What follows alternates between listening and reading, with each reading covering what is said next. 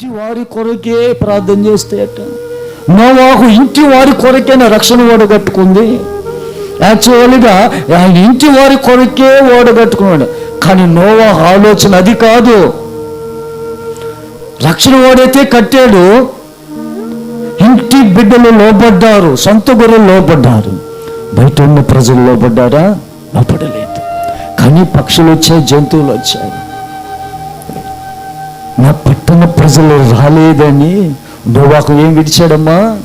కన్నీరు విడిచాడండి. దైవజనుడు సంతోషంతో ఓడ ఎక్కలేదండి. పిల్లరా ఆలోచించాయి, రుజువు నా వైపు చూడండి. నోవాహు సంతోషంతో ఓడ ఎక్కలేదు. పట్టణమే నాశనం అయిపోతుంది. ఇది చూడటానిక? ఇది చూడకూడదని లోపలికి పంపిస్తున్నాయా? ఇన్ని సంవత్సరాలు వీళ్ళకి సువార్త చెప్పాను, వీళ్ళు వినలేదు.